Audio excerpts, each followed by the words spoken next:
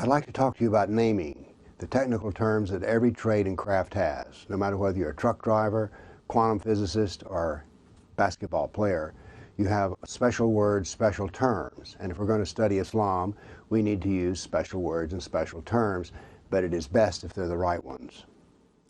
Islam is a totally separate civilization from ours, and it has its own separate language and its own meaning. And its word meanings are based on Islamic doctrine, and I'd like to introduce you to this concept.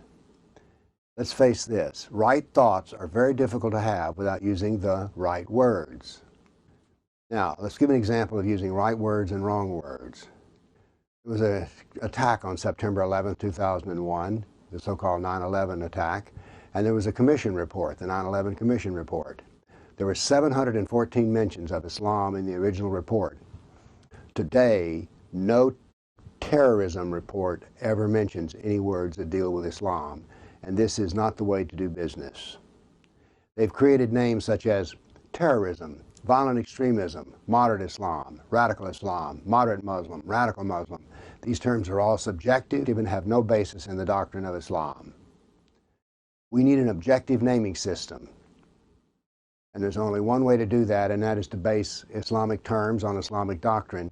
And by the way, if we do this, everyone will get the same result. Therefore, the method is objective. Now, everybody knows that Islam consists of submitting to Allah, and Allah is found in the Quran. And the trouble with that is the 5 pillars, which are the fundamentals of Islam, are not found in the Quran. They're hinted at, but not given in full measure. But there are 91 verses that say Muhammad is the model for every Muslim. And from that we have the Sunnah of Muhammad, his perfect life, his perfect actions, his perfect words. We have his biography in the Sirah. We have his traditions in the Hadith. We know a great deal about Muhammad. Now, let's define Islam. If I'm talking about proper terms, let's define the terms we're using. Islam is the doctrine found in Quran, Sirah, Hadith.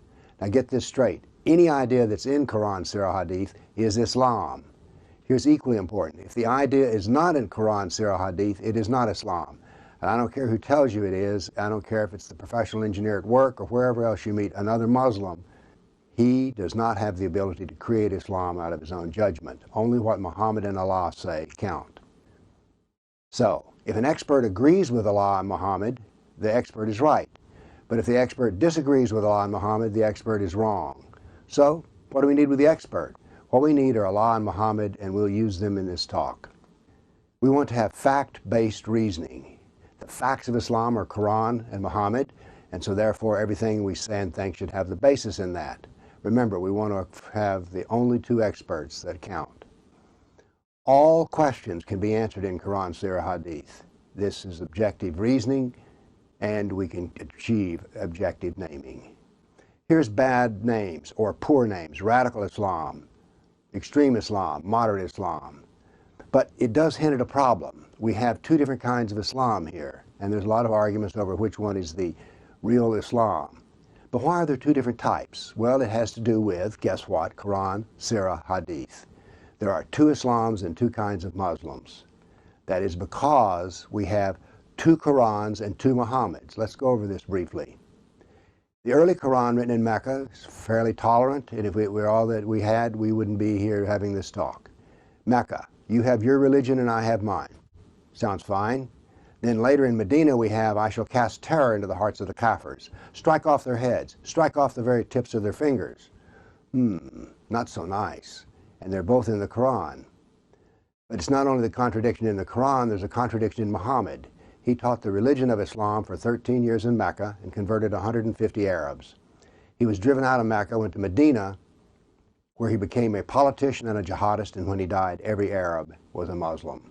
So we have 2 different people: preacher, quiet, and politician, jihadist. 2 different kinds of persons. We see this reflected about the jihad in the Quran. In the Meccan Quran, there is no jihad, whereas the Medinan Quran, 24% of it is about jihad. The Sirah, 67% of it is about jihad. The Hadith, 21%. 31% of the total trilogy deals with jihad. Jihad is not a verse or 2. It is a complete doctrine.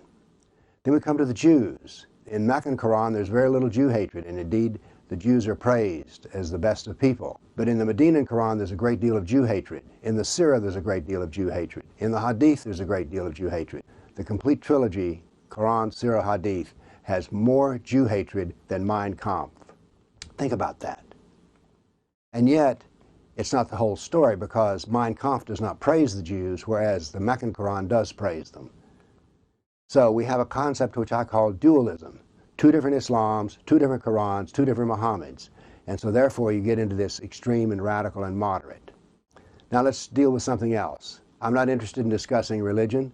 What I'm interested in doing is discussing the political side of Islam, which is the kafir side, the non-Muslim side. Oddly enough, over half the Quran, Sirah Hadith, is written about the kafir. So therefore we need to have a language for the kafir about Islam. The part of Islam that deals with salvation, paradise and hell, is religious. The part of Islam that deals with the kafir is political. Well, why is that? Because the kafirs are not in the religion. So therefore, how could they be involved with the religious concept? Political Islam is kafir Islam. The kafir is outside of the religion. The majority of Islam is political. We don't talk about salvation and after death. Let's talk politics. Now let's go back to the moderate, extreme, and radical. Let's get this straight. Islam is peaceful and religious. It is jihad and political. Well, wait a minute. Which is it? Peaceful and religious or jihad and political? Both statements are correct. Neither side is more or less or more real. They're used when you need them. That's dualism.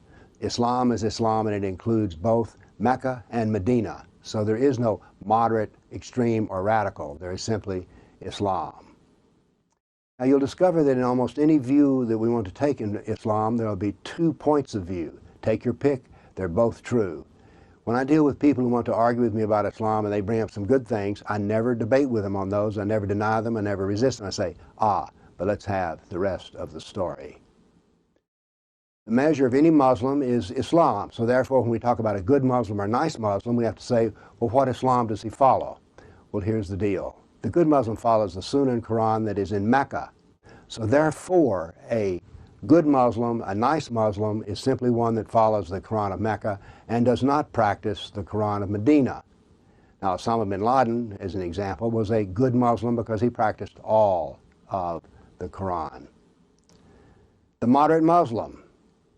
Islam creates Muslims, remember. Muslims don't cause Islam. So therefore, to get a moderate Muslim, you need a moderate Islam. But there is no moderate Islam. There's only early Islam, latter Islam, Meccan Islam, Medinan Islam. There is only Islam. What we call a moderate Muslim is simply a Muslim who's practicing Mecca. He practices the 5 pillars without the jihad, so he is not a complete Muslim, but he is what we call moderate. Actually, he's about half of the doctrine. So the moderate Muslim is a nice person, but what is called moderate Muslim is just simply one who doesn't practice Medina.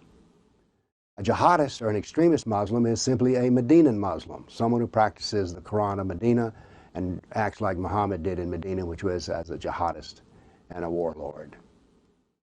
Now let's deal with another term. We hear a lot these days about migration, migrants. Well, that's not the proper word for it. Islam has a term for migration, and it's called hijrah. It is so important that their calendar is based on hijrah. And what is hijrah? The time that Muhammad left Mecca and went to Medina.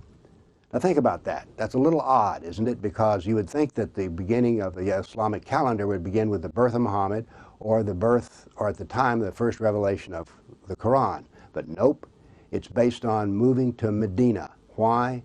Because that marked the beginning of success. So if you want to discuss Islam and people moving around, coming into your country, call it hijrah, not migration. Now then, here's a cranky word called Islamophobia. What does Islamophobia mean? Notice that no one ever really defines the term. They just say, oh, you're bad, you're an Islamophobe. I've been called an Islamophobe more than once. So I give a little thought as to what it means. Islam is Sunnah and Quran, so if we're phobic, we have to be phobic about the Sunnah, phobic about the Quran, or one or the other. The Quran says to kill the kafir and hate the kafir. The kafir is a filthy person. Well, the Sunnah includes beheadings, assassination of artists and intellectuals, mass executions, deception, and fighting in Allah's cause. So let me ask you a question. Is it psychotic, phobic, to be afraid of jihad, assassination, and executions? I don't think so. I think it's Islam fearful, but not Islamophobia. Why is fear of harm called bigotry? Because that's what they mean when they call me names like Islamophobe. They say basically you're a bigot. Well, if I'm afraid of being assassinated, is that bigotry? Let's use another word here. Jihad, not terror or violent extremism. Let's get this straight. A jihadi is not a terrorist. A jihadist is jihadist. Guess what? Now, the word is 1,400 years old. It's what's in the Sunnah. It's what's in the Quran.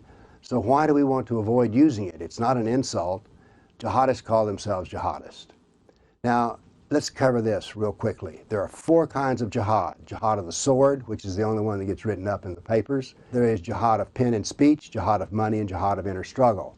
Now, Muslims always like to say, oh, our jihad is a spiritual struggle, like my jihad is reaching across the aisle to other people. Well, let's break this down.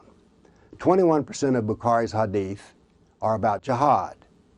98% of the hadiths that are about jihad are about killing kafirs. Only 2% of the jihad hadiths are about religious struggle. So, is jihad inner struggle? Yep, 2%. But 2% on a test won't pass in my course, particularly when 98% of the jihad hadiths are about killing kafirs. So, jihad is struggle. Jihad does not mean terror. Jihad does not mean holy war. Jihad is a systemic doctrine. It is not offensive to use what's found in the text. Jihad is a complete civilizational war. Jihad is what made Islam successful. It's global, it's eternal. Jihad is the right word. Hijra, migration, is a form of jihad. There's been 548 battles that I've tabulated that have been fought between Islam and classical civilization. Over 1,400 years, that's 60 million Christians, 10 million Buddhists, 80 million Hindus, and 120 million Africans, for a total of 270 million in what I call the tiers of jihad. The Muslims who killed 270 million called it jihad. Why don't we call it jihad as well? Now, terror is a tactic, so we can use terror, but don't confuse jihad and terror. Radicalization, have you heard that? Well, what is radicalization? Well, it turns out when you listen to social scientists and psychologists, they can't really explain it to you, except the radical is dangerous. Radicalization is simply following the Quran of Medina and the jihad hadiths. A radical is someone who is obeying all of Islamic doctrine. Now we get to another weird concept, which is you need to de-radicalize. Now, how do you understand something and not at all and then attempt to change it? How do you de-radicalize without understanding what radical means? How do you persuade a Muslim not to follow all of Islam? Let's say you have a fighter from Islamic State. He's been trained in the Quran of Medina, and you come along and say, well, we don't want you to be dangerous. We want to de-radicalize you. We don't want you to follow the Quran of Medina. And he will be like, what? Are you crazy? That's the best part of the Quran. Here's another word we use that's wrong. A suicide bomber. Suicide is a sin and you go to hell. Martyrdom in jihad is the highest form of Islam and you go straight to heaven. Got that? Suicide goes to hell, martyrdom goes to heaven. So use the right word. They're a martyr. They're not a suicide bomber. Now let's cover some of Islamic terms that they use when they're talking to us, and let's get the real meaning of them. They have their own deceptive naming. Here's one. There's a terror event, a jihad event, and we call for peace, says the imam. Now what does he mean by peace? Well, everybody knows what he means by peace, right? Wrong. In Islam, peace comes only after the Sharia is in place. So when the imam says we call for peace, he means we want Sharia. Another one they say, we call for justice for all innocent people. Are you aware that justice only comes from the Sharia? So when he calls for justice, he's calling for Sharia. And you know who's innocent? No kafir is innocent. Why is a kafir not innocent? Because they deny the truth of the prophethood of Muhammad, which is the primary sin in Islam. So therefore, if you're a kafir, you're not innocent, and if you're a kafir, you're not included in the call for justice. The imam says after the jihad attack, we categorically condemn terrorism. Now terrorism, as used by a Muslim, means killing a Muslim without just cause. Just cause is killing a Muslim if they leave Islam, or if they kill another Muslim and it's a process of retaliation. So terrorism is not what you think it means when used by Muslims. Then another one I love, human rights. Well, in Islam, human rights is defined by the Sharia. Sharia human rights means no freedom of religion, no freedom of speech, no apostasy, no blasphemy, and no critical thought. Why no critical thought? Because Critical thought can lead to ideas and conclusions that are outside of the Quran, the Sirah, and the Hadith, and those are forbidden. No truth is allowed in Islam unless it does not contradict Quran, Sirah, Hadith. Then I love this one.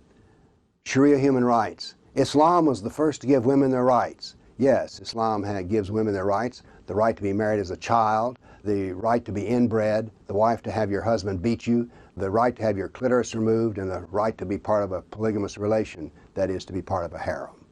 So those are what human rights are given to women under Sharia. Now here's an odd one. In America, when we say slander, we mean something about, we're saying they're telling a lie about us. Under the Sharia, slander is saying something, even if it's true, that offends a Muslim. So slander has a peculiar meaning under the Sharia. Conclusions. It is impossible to understand Islam without Quran, Sirah, Hadith. We have to use the doctrine if we want to be objective. And ideas about Islam, including names that are not based on the Quran and Muhammad, are simply personal opinions. We need to use rational thoughts to deal with Islam, and it's very difficult to have the right thoughts without using the right words. We want to use not the politically correct words, but the right words that come from the doctrine. And we should encourage debate, not name-calling. The most important idea I've given you in this lecture is the fact that political Islam allows us to debate and use fact-based reasoning in political ideas.